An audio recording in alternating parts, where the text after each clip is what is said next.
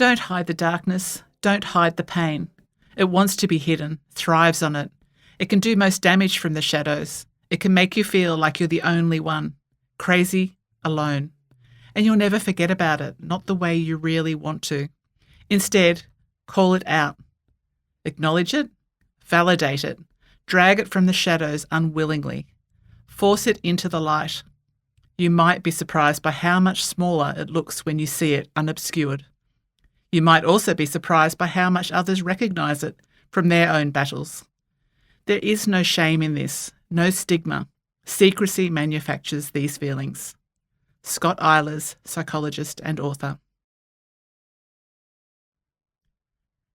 Content and trigger warning. This memoir has been written to connect the dots between the recollection of my childhood experience of sibling sexual abuse and the repercussions of that abuse beyond the time it happened.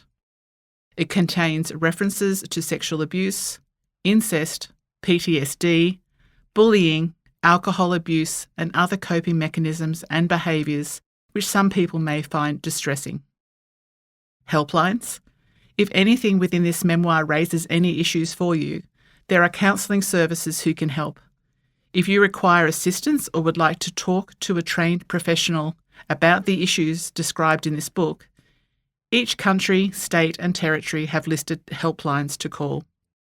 For instance, throughout Australia, the counsellors at 1800-RESPECT are available 24 hours a day, 7 days a week, by phone on 1800 737 732 and web chat via their website at 1800respect.org.au.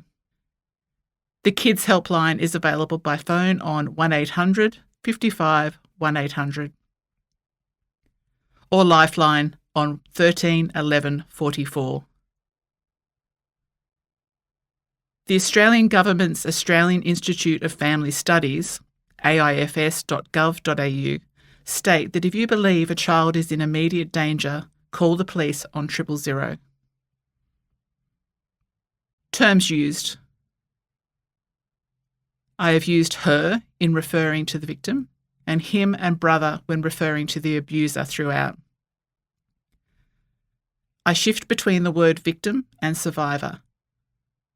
For all intents and purposes here, they are the same thing. Yet survivor is the term most often used when we are out the other end and no longer at risk from our abuser. Similarly, the words abuser or perpetrator are used throughout, and they have pretty clear meanings. The actual abuse I experienced is sibling sexual abuse. I personally knew it to be incest when I first matched a word to the actions as a child.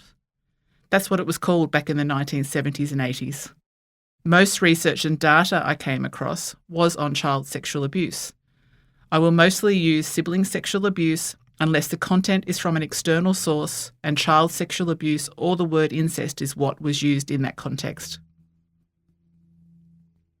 In terms of my adult relationship, the words wife and husband are used because that is what we call each other. Why share? Until I began writing this book, I, like many survivors of sibling sexual abuse, had never shared what happened to me outside of the closest personal and professional relationships.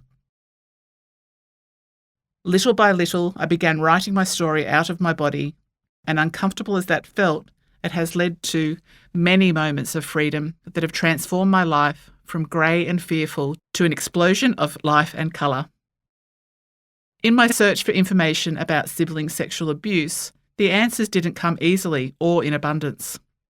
What I did find was mostly between 1 or 2 decades old and was almost exclusively focused on child sexual abuse generally, rather than sibling sexual abuse. Thankfully, as I came to the end of the publishing process, there were research papers surfacing that are more current and solely focused on sibling sexual abuse.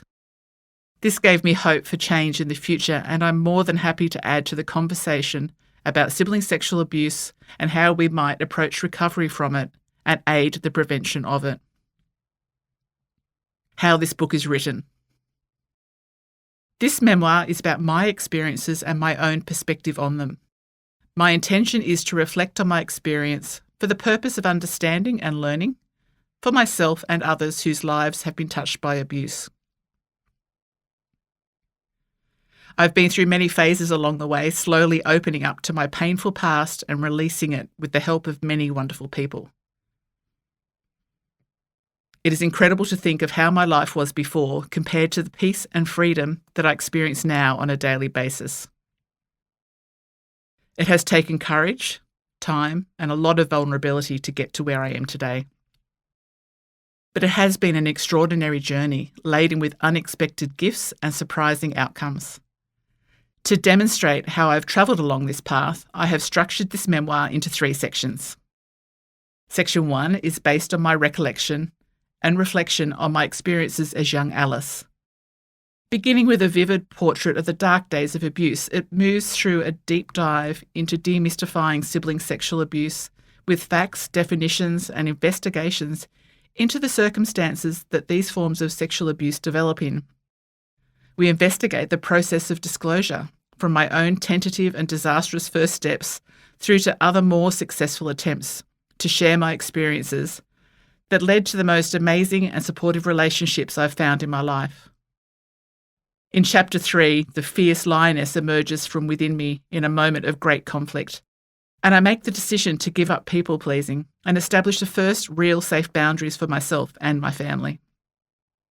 Section 2 is about the birthing of my intention to own my story. I work hard at establishing a new life, becoming a professional businesswoman and company owner. Embracing the choices of personal and professional growth, I begin to find success while avoiding dealing with the deeper issues, but I am weighed down by the unseen effects of my abuse.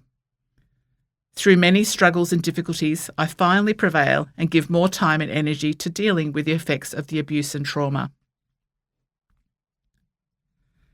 Section 3 is an explosion of wonderful acceptance of all I have learned, as I begin opening myself in earnest to the possibilities and options available now. It is about the choice to take responsibility to change my life as a 40 and 50-something survivor, because it's never too late to begin. This section explores many tools for healing and personal empowerment, a magical attachment releasing visualization, and the 4 gifts I gave myself that are still serving me well in showing up as my truest self. Combining the lessons learned from consciously choosing to shine the light on the abuse and the ties that held me back for so long, this section is powerful and life-affirming. Mixed in is the biggest dollop of pure, heartfelt love, empathy, and compassion for myself and fellow survivors. Over the years, I've become a down-to-earth realist and can easily find humour as well as optimism in my experiences. I do occasionally swear, and sometimes I may come across as irreverent. That's what feels most authentic to me, the adult Alice. The younger version of myself has well and truly done her time holding on to heavy emotions way beyond her years. Sharing respectfully. In the evolution of this book, I got stuck many times in fear and concern of whether or not it was safe to share my story. What if I embarrassed someone or made them uncomfortable or triggered someone else's painful memories? My hope is that my noise creates a ripple effect in breaking down the silence and quiet shame, and that through saying no to silence, I can help survivors and their loved ones open into a freer life. We cannot change the past, but we can influence the present and the future. I would love to think this book could change what's happening right now or in the future for one child. Help us understand how it begins and change the ways in which families operate and communicate important issues. Make one parent more aware of what might be happening now in their home and think to check on that closed bedroom door. Help one other adult survivor say, "Thank God it wasn't only me." Give options and information to others who want to understand their partner, family member, friend, or anyone who has survived this. Only one small memory of the actual sexual abuse is shared in this book. Aside from that incident, no graphic details of the sexual abuse I experienced are shared.